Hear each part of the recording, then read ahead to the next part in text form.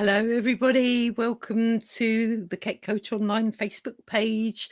It's Karen McFadden here talking from London, and today I'm delighted to have with me Kenda Mcdonald, and she is our marketing expert. Hello, Kenda. Hello, Karen. Thank you for having me here. It's very So tell us all about you and how come you are a marketing expert? What do you do exactly?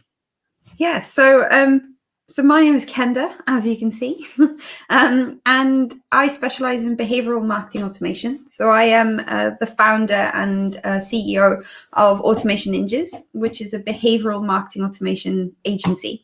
And so what I really do is I help people understand their customers a little bit better, and then help them put customer journeys together with the marketing automation and combine it all together to create some really amazing customer journeys. So all the things that you need to do in order to get in better quality leads, higher conversion rates, get people to actually buy from you, and then get them to stay and buy repeatedly from you. That is what we do. And we teach people how to do that. Okay, so if I was a cake decorator, how would you think of me getting leads in? Oh, lots of different ways. So I guess most cake decorators will be getting their leads in from word of mouth. So I know that the cake industry is very big on word of mouth stuff. Lots of referrals from customers who love your stuff. But then there's also a lot of social media activity for the cake industry. So a lot of kind of social proof showing people that you can do, your all the amazing things that you can do and all the delicious things that you make. So there is that, getting things on social media.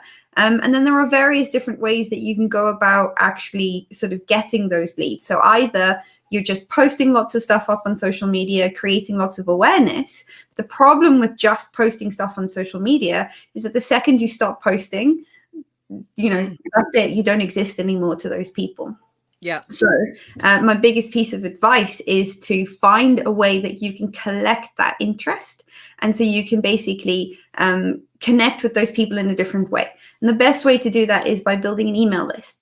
So it's getting people to actually sign up for something so that you have their email address, and then you can communicate with them, and you can send them a newsletter, or you can send them various different offers via email. And that is a fantastic way to do that, because then you can you own that's owned traffic. So rather than everything being controlled by Facebook, and then Facebook decides one day that it wants to stop showing your photos or any of your stuff to other people, and you just have to like it or lump it, you can actually continue emailing those people, and you have a bit more control over that.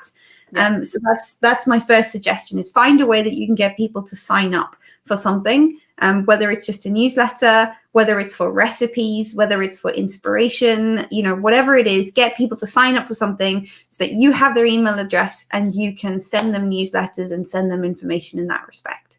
Yeah, absolutely. I guess it could be something as simple as a price list, actually, that somebody could log in for. Because you're saying exactly. I interviewed a lady this week who's a WordPress expert.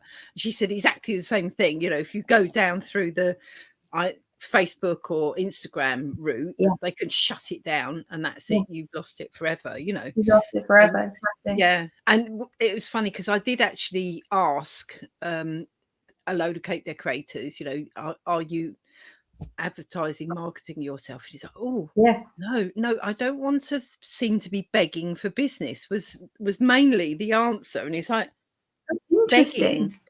Begging for business. It's like, I'd rather just people came to me.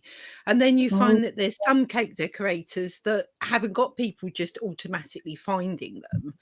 But I do remember when you were getting married that you were your rage over you couldn't find a cake decorator on websites because nobody was actually. Do you remember that they hadn't actually put where their area was? Yes. So even though they were on social media, they hadn't actually yet stipulated I'm in this area and I deliver to that area. Correct. It was sort of like, it was super frustrating, and it was a real insight into the cake industry, actually, going about ordering a wedding cake, because our cake our wedding cake lady, I don't know if you remember, but our wedding cake lady ended up cancelling on us. Oh, I Like, didn't remember. I don't remember it was that. like 4 weeks before the wedding. She ended Oh, up cancelling, and because she cancelled, with very little notice, and I asked her if there was somebody else that she could refer. Like, do you have anybody else that you trust that you know would be able to do the type of cake that I'm looking for? And she said no. She said no. She didn't know anybody, which I can't believe is true. She didn't know anybody, and then I couldn't find anybody, couldn't find any locations, couldn't find anybody that had 4 weeks worth of space to do my wedding cake. So I ended up not having cake for my wedding. I ended up having meringues instead, which we bought from the shops, because there was no cake. There was no cake for the wedding day because I couldn't get anybody to deliver to Alnwick in Northumberland. In Northumberland. Wow, I didn't realise that story happened.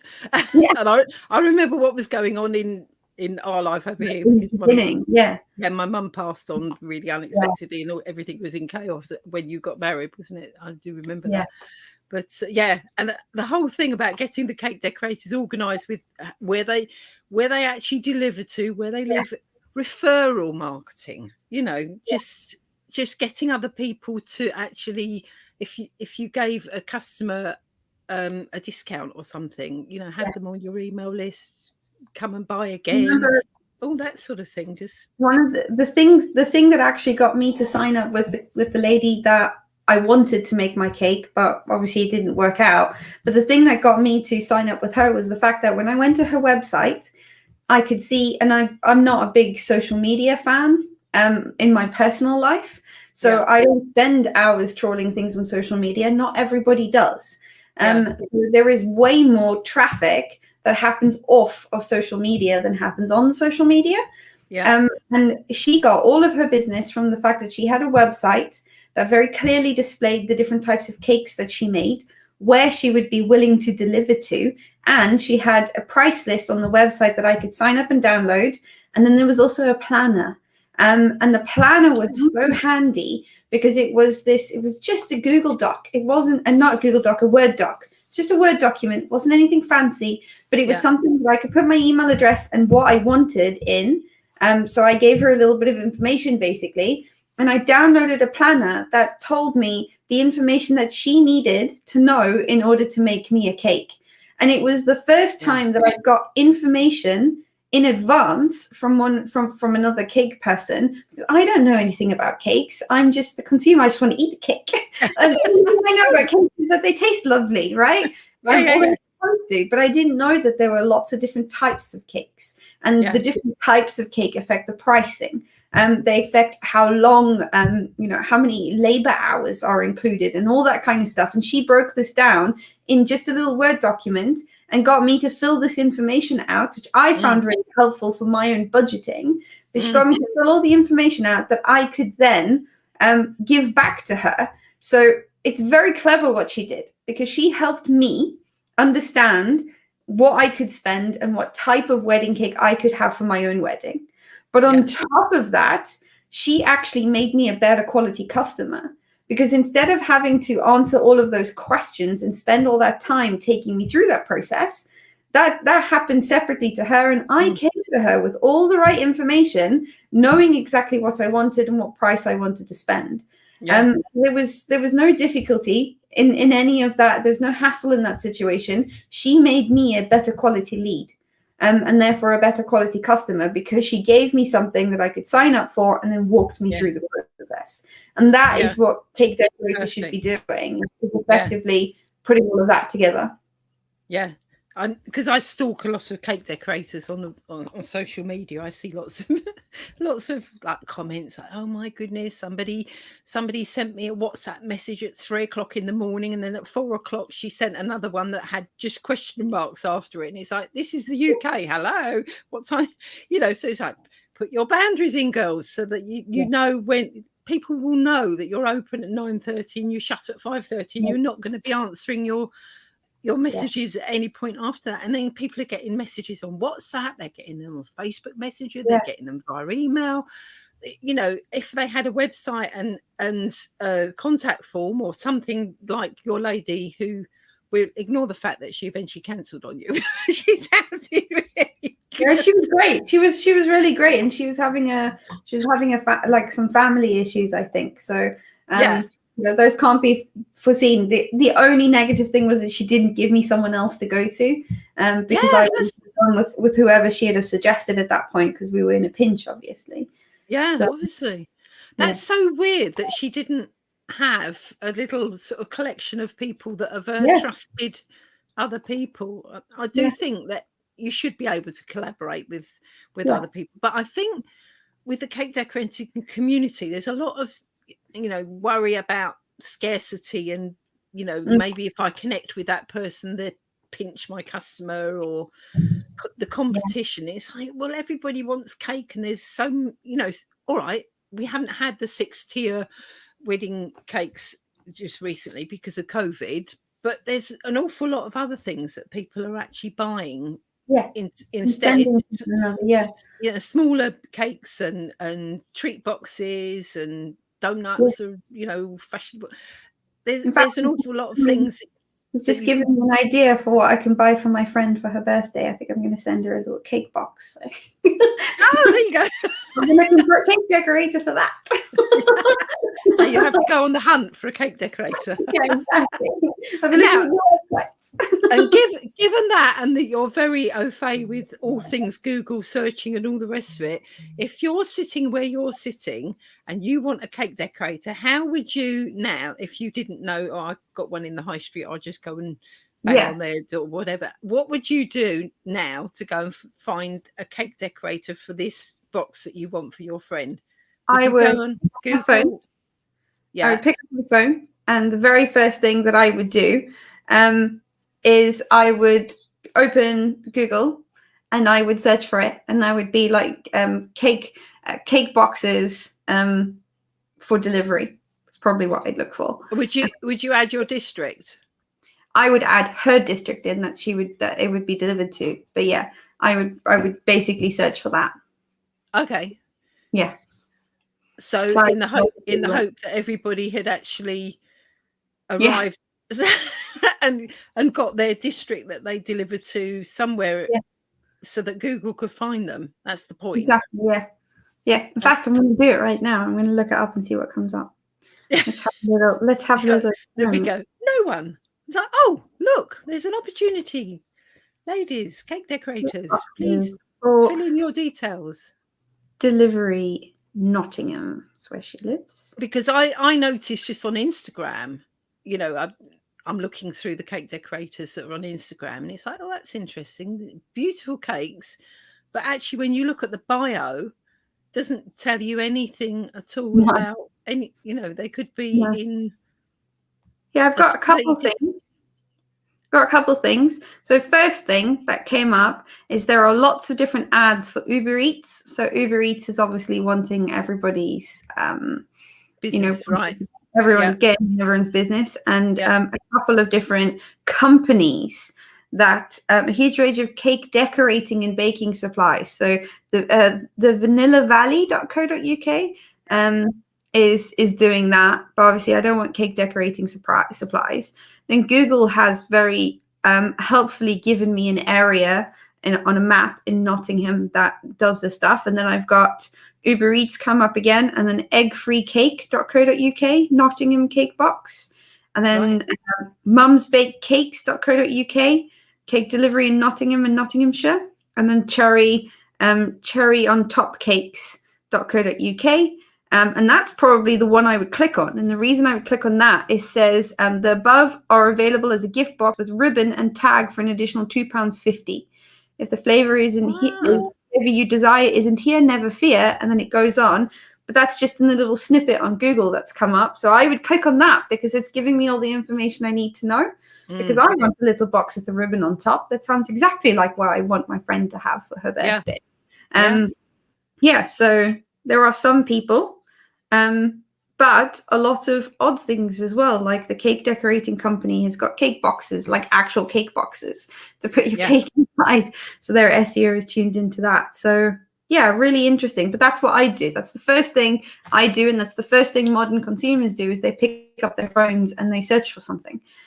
before they reach out for other methods. And if they don't find that, they might go look on social media, or they might go and make other decisions. Yeah. So, what and the thing that we can do as well is, coming back to our original conversation, we were talking about collecting email addresses and using that as a way to have a little bit more security. In the cake decorating industry, you have a big problem with feast and famine, where you have times where you have too much work on and there is so much going on and you can't even fulfill all the orders that you've got coming through, and everything's really stressful. And then you have a famine period where suddenly you've got no orders and everything's stressful because you've got no work on. And a lot of sort of industries where you're making physical goods, or, where you are your own boss, so to speak, have that problem. They have like that feast and famine attitude. And one of the things that you can do to get away from that is to build a list, because then when you are going through a famine period, you can send them an email and be like, we have a special offer on something, or I'm doing something slightly different. And you can see if you can get orders that way, because you have a lot more control over that. And you have people that have said, I'm interested in hearing from you. I like your products and services and I want to buy from you. That's why people sign up to hear from people. So effectively, it's one of the best things that you can do. But wouldn't it be great if I had previously signed up for something like that? I have lots of friends who have birthdays all throughout the year. And if I had a company that was sending me lots of ideas for, cake gifts that I could be sending to people, you bet I would be turning to them first before even going to Google. So I would be going straight to that person before I go to Google or social media. And that is the power of building a list and owning your traffic, is that you own that real estate in their mind. You own that kind of space in their mind, that when they think of cake, they think about you, because you've created that relationship with them. So really something for everybody to think about. How do you do that? How do you collect people's emails? What could you do to incentivize people to sign up so that you can have that kind of relationship with your audience and stop that feast and famine attitude and problem that you get as a result? And it's almost like stop with the hobby baker idea and feeling it's a bit ucky to be begging for business, which is what somebody said to me. It's like begging for business. It's like, no, it's not. It's providing a service that people are actually searching for, and probably delighted to hear from you. I did hear from somebody had a cake from a cake decorator and then had lost whether they were even given a business card of any description, and perhaps not even an invoice with any details on. And this lady, and I can't remember who it was one of my friends, she said, oh, I had a beautiful cake and I can't remember who made it, and it had been a couple of years before. She could not locate that girl again, which was really sad, because she wanted a reorder, but she couldn't remember the name of the lady, where she lived, where it, none of it. And had that girl have had more things in place, like here's my business card, or here's a price list, maybe the lady would have put it behind her clock on the man, who knows. But just more marketing pieces in place in order to be found later on, because she missed out. Exactly right. And it's one of those things, the mentality of begging for business I find really interesting, because the thing is, when we really love a company, and I think the beauty industry is doing this so well at the moment. When we really love a company, we like receiving things from them. So for instance, I think about Lush. I get emails from Lush. I like Lush products.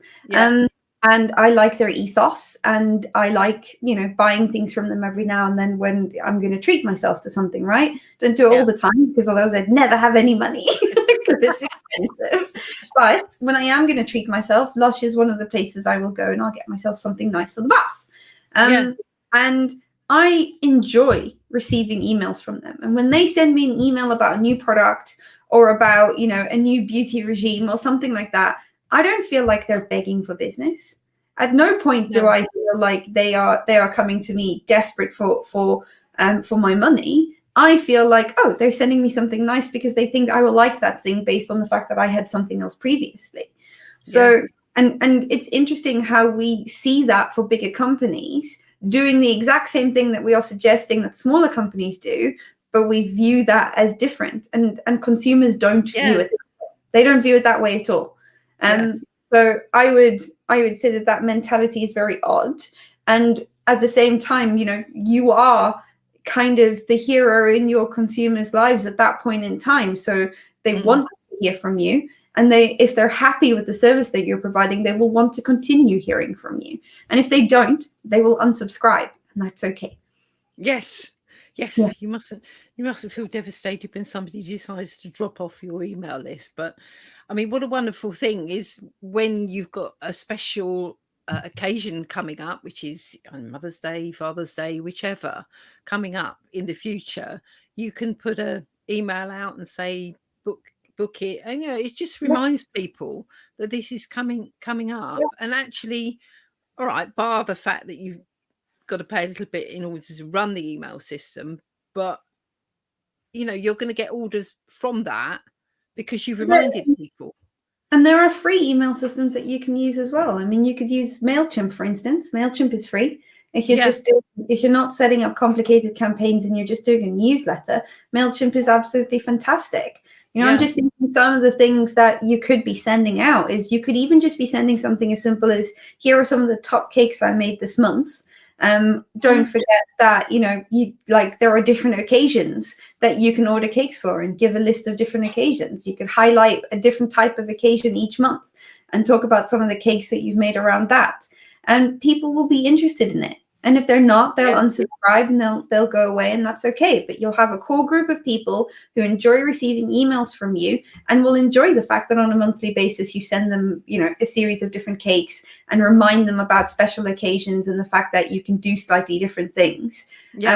People will enjoy that, and you will encourage people to order from you, and you will keep people coming back for more. And that is only going to be good for business.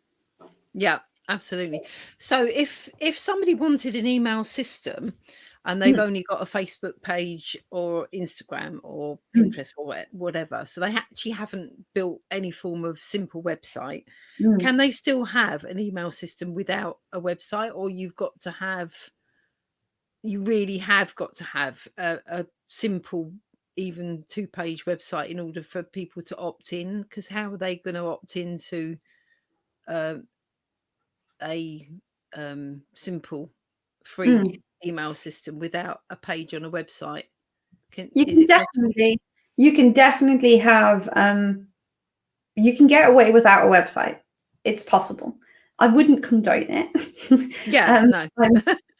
I'm a big proponent for having websites. I wouldn't condone it, but you can get away with doing it. So for instance, you can a lot of the email systems now, even MailChimp, you have to pay a little bit for the MailChimp one though, have landing pages, which means it's like something that you can build, which is just a page that you can send traffic to. You get given a MailChimp URL or a specific URL that you can then put on social media or post anywhere that you want to post it to. And that can have a sign-up form that people can sign up from. So you can drive it directly from social and bypass having the website. That's possible. But I wouldn't suggest doing that, because once you've got that SEO, that's how people like me will find you. They will go into the listing and they will find you that way. So I would suggest still having a website, but you can have the email marketing system without having a website. Possible. I just wouldn't condone it.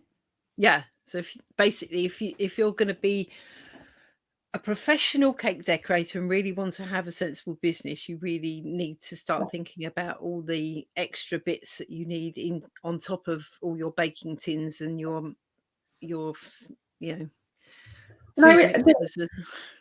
best advice I could give you is to not make it too complicated, especially if you're at that point where you're going from seeing yourself as a hobby baker to realizing actually people are giving me money for these things. This isn't a hobby anymore. This is a fledgling business, which is an amazing place to be. If you're starting to transition from that place to becoming a business, or if you're already an established business but you haven't done any of this stuff, I would say don't make it too complicated.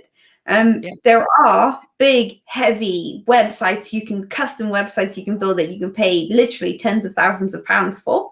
There are massive marketing automation systems that you can use to do this kind of stuff. But for the most part, you don't need that when you're getting started. So I would say, there are things like Squarespace, and there's lots of different, like I prefer WordPress, but when you're getting started with the website, you might want to get started, really simply. You can build your own website very, very quickly on these platforms and have something that's beautiful, that is SEO rich and does all of the amazing stuff. And then you have email marketing systems that are really simple. Things like MailChimp and ActiveCampaign and ConvertKit. These are all simple systems that you can get started with. The important thing is you don't overcomplicate it. You just make sure that you're getting an online presence.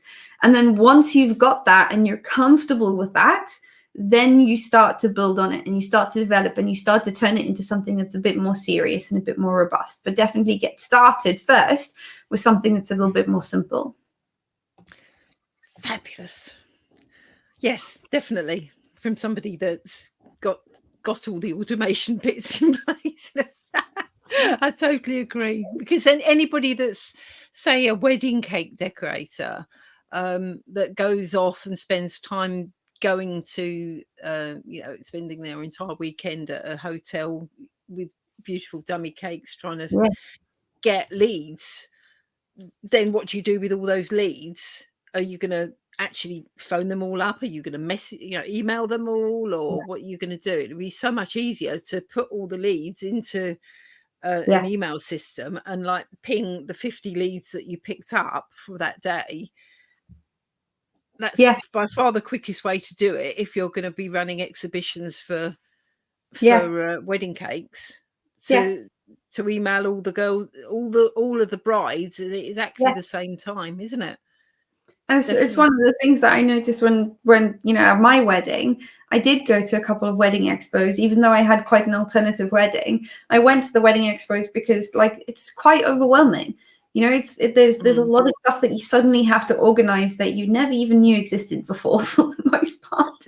And going to a wedding expo is a nice way to come in contact with a lot of vendors.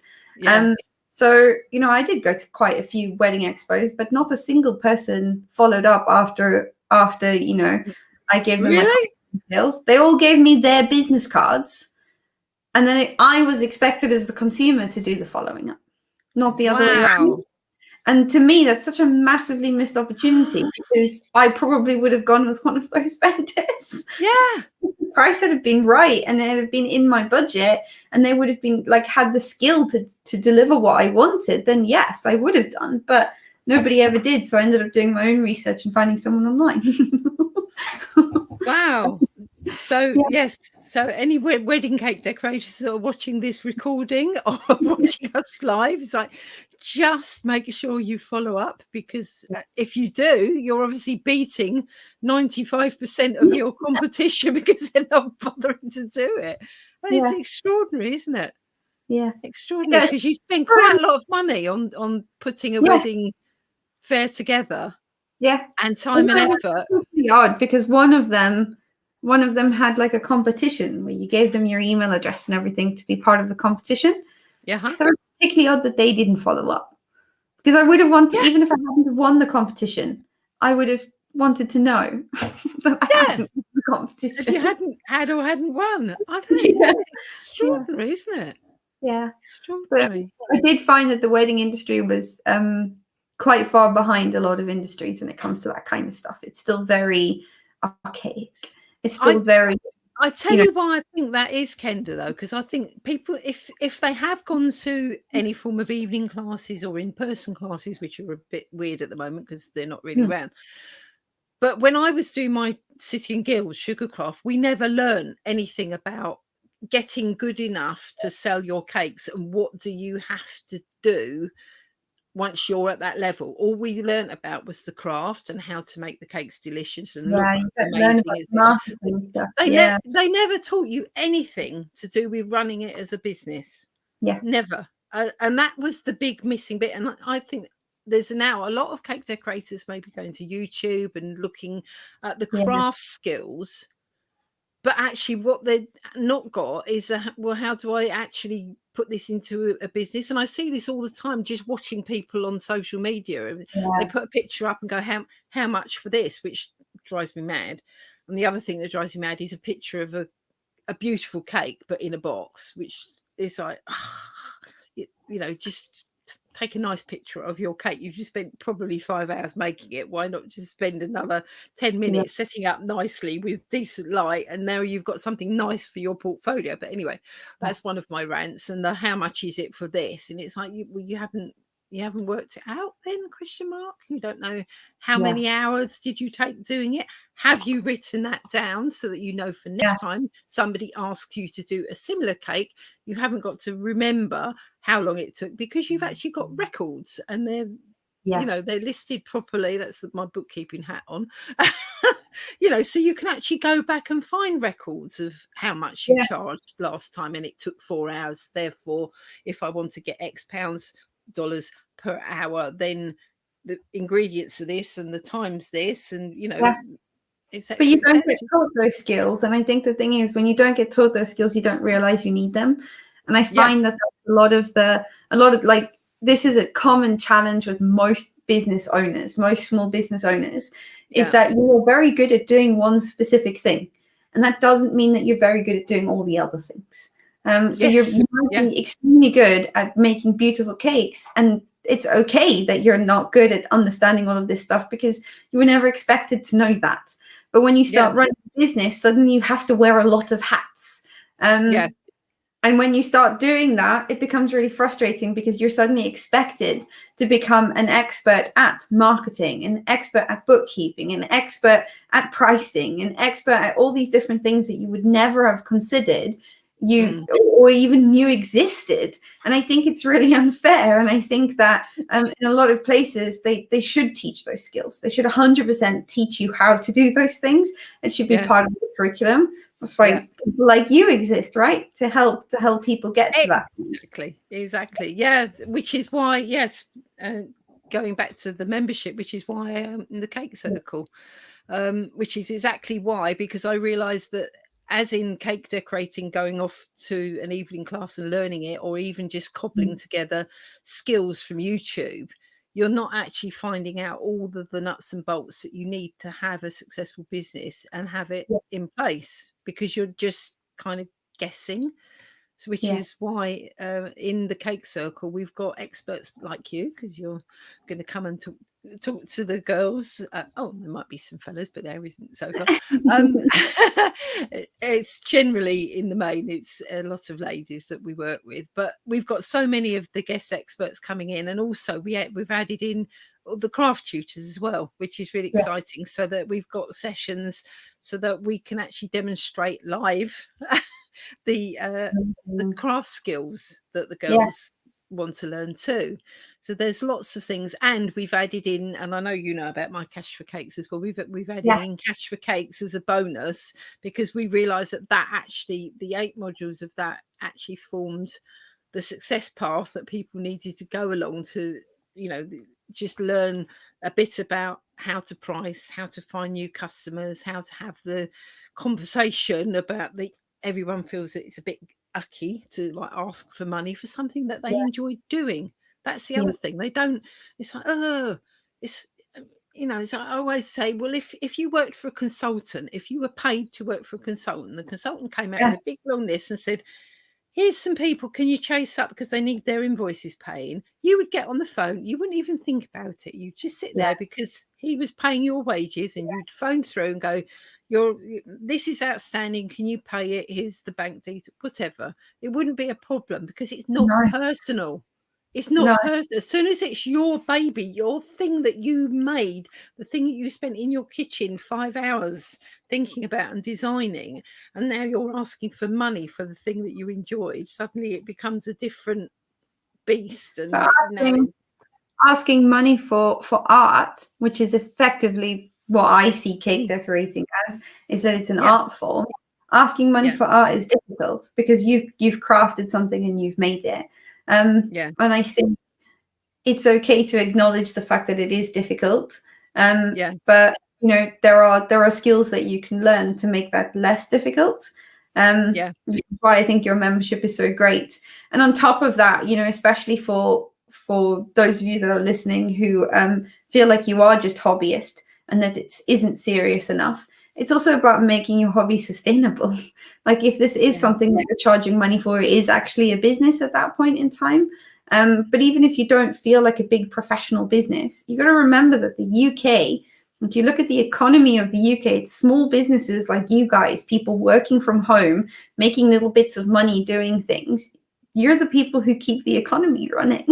It's not businesses. That these big businesses like Amazon and stuff aren't paying taxes and they aren't doing things to keep stuff going. That money doesn't come back into the UK very often. It's everybody who it's you guys, these small businesses that are creating things, solopreneurs, people who are doing stuff out of their kitchens. You are the businesses that keep everything going. So if you're sat there thinking, oh no, I'm just a hobbyist, I'm not a business. If you're charging money for it, you are a business, and you should own that and be proud of yourself for that. Because you've created something that people are willing to pay for, and that's amazing. So you just need those extra skills from experts like Karen and myself and other people to just make sure that you're getting the most out of the process, and that you're not working yourself into the ground for nothing. You're on the right track with the right things, and you're not just guessing. Because yes, you can go along guessing, but invariably you probably will find the longest route. We've got a lot of shortcut routes that we can share. I was like, if you did it this way, then it would be much quicker and easier. And like a lot of the process as well. I think people tend to think, businesses are the types of places who they want to scale and they want to be massive and they want to do all these things. That's not what a lot of businesses are in it for. Some of us are in it for like being able to just have a nice holiday, being able to do something nice for the kids, being able to do something that little bit extra. That can be a big enough goal, and you can still call yourself a business. Doesn't mean you want to take over the whole of the West Midlands or something. No, exactly. You can definitely do that as well. once you've got your leads through your email marketing and all the rest of it, it's actually getting the pricing right so that you're not undercharging by, say, £20 or $20 on every single cake. Because you multiply that, do that 5 times in a week, that's a lot of money that you've missed out on if you haven't priced it right. Or then you think, I don't want, if I price it right, then I've got to go through the icky conversation of asking for this addition, and people are going to think I'm greedy or it's all going to be too ucky, so I just leave it at the lower price and just put up with it. There was a lady that I talked to for a little while, and she said, my husband's really got the ump with me. I said, why is that? She said, because every time somebody comes to pick up a cake, I actually reduce the price because I feel so nervous about so he was like, for goodness sake, you're standing in the kitchen at all hours of the night and day and giving up your time with your kids and your family to give away a cake because you feel like awkward about asking. And anyway, I did some coaching with her because I used my life coaching hat on, and she stopped doing it. She did report back to me. She said, all that advice you gave me, I've stopped doing it. So good. But this is the thing, though, is that, like all people who are charging money for time have that moment of uncomfortableness, where you're charging for your time. And I remember when I started my business out, how difficult it was. And I laugh at what I was charging in the beginning. I laugh now compared to where I am many sort of years down the line with, awards and a book and, all sorts of other things as well. But that's come with time. I laugh at what I was charging originally and how uncomfortable I was. But the thing that I always think, looking back at that pricing that we were originally charging, is the quality of the customer that I was bringing through. I had a lot of nightmare clients. I had a lot of people who were really hard work and who would, squabble over, £2 here and £5 there, because, for them it was a big deal, but they were difficult to work with. When I got more comfortable charging more money and also charging what I was worth and what, my company is worth and what my team is worth, when I got more comfortable doing that, I got better quality clients that weren't difficult. They weren't a pain in the butt.